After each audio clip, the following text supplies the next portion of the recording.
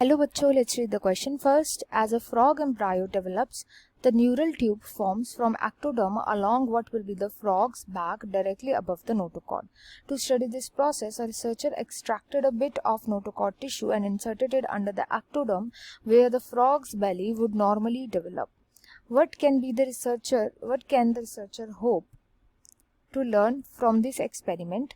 Predict the possible outcomes. What experimental control would you suggest? अब इस question को समझने से पहले हम इसका की कॉन्सेप्ट देख लेते हैं। यहाँ पे जो की कॉन्सेप्ट यूज किया जाएगा ये होगा एम्ब्रायो के डेवलपमेंट का। एम्ब्रायो डेवलपमेंट क्वेश्चन में बोला गया है कि एक साइंटिस्ट थे, उन्होंने फ्रॉग के एम्ब्रायो के डेवलपमेंट की रिसर्च को समझने के लिए पहले तो उन्होंने बेसिक नॉलेज बताई है कि जो न्यूरल ट्यूब होती है, न्यूरल ट्यूब क्या होती है? Neural tube.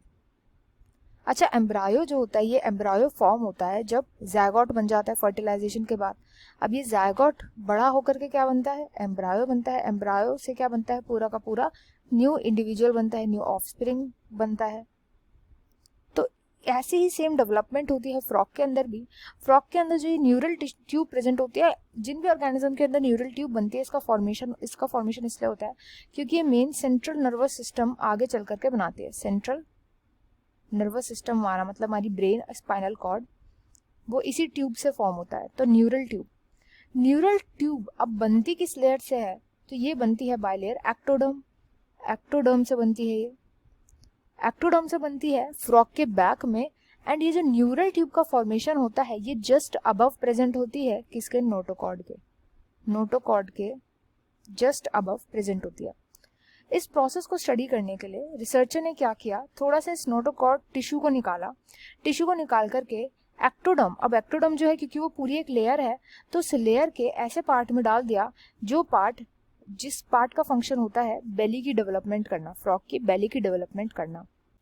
अब ये जो नोटोकॉर्ड होती है ये इंपॉर्टेंट होती है क्योंकि इसके अंदर एक तो ऑर्गेनाइजिंग प्रॉपर्टीज प्रेजेंट होती है, ऑर्गेनाइजर प्रॉपर्टीज इसके पास प्रेजेंट होती है, प्लस जो भी डॉर्सोवेंट्रल पैटर्निंग होती है जो न्यूरल ट्यूब की होनी होती है, डॉर्सोवेंट्रल पैटर्निंग जो होनी होती है न्यूरल ट्यूब की, उसके लिए भी ये बहुत ही ज्यादा इंपॉर्टेंट होता है। आपको पहले पता होना चाहिए एक प्रोसेस जिसको बोलते हैं इंडक्शन। इंडक्शन एक ऐसा प्रोसेस होता है जिसकी मदद से जो ये नोटोकॉर्ड होती है, ये नोटोकॉर्ड स्पेशल प्रोटीन्स को, सिग्नलिंग प्रोटीन्स को रिलीज करती है। इन्हें प्रोटीन या एसएचएच प्रोटीन भी बोला जाता है, जो इंड्यूस करते हैं एक्टोडर्म को इंड्यूस करते हैं ताकि न्यूरल ट्यूब बनाए, न्यूरल ट्यूब का फॉर्मेशन करे। तो इनडायरेक्टली अगर हम देखें तो न्यूरल ट्यूब के फॉर्मेशन में किसका हाथ है?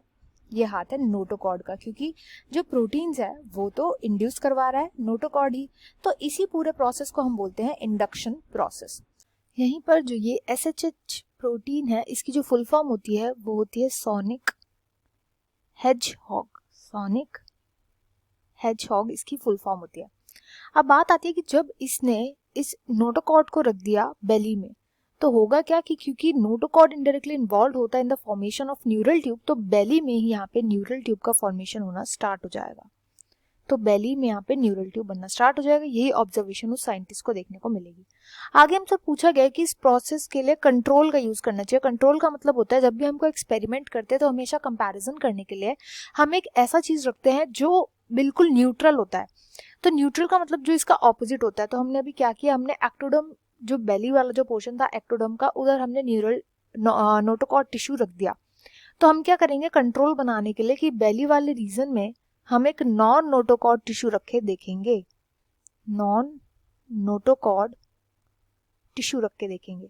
उससे हमें कंपैरिजन देखने को इजीली मिल सकता है कि जब हमने बेली वाले रीजन में नोटोकॉर्ड टिश्यू को रखा तब हमें क्या देखने को मिला, और जब हमने नॉन नोटोकॉर्ड टिश्यू देखने को रखा तो हमें क्या रिजल्ट्स मिले। इस वजह से हम कंट्रोल के थ्रू हमेशा कंपैरिजन कर सकते हैं, अपने जो एक्सपेरिमेंट है उसकी ऑथेंटिसिटी को देख सकते हैं। तो यही था इस क्वेश्चन का पूरा answer. I hope you understood well. Best of luck and thank you.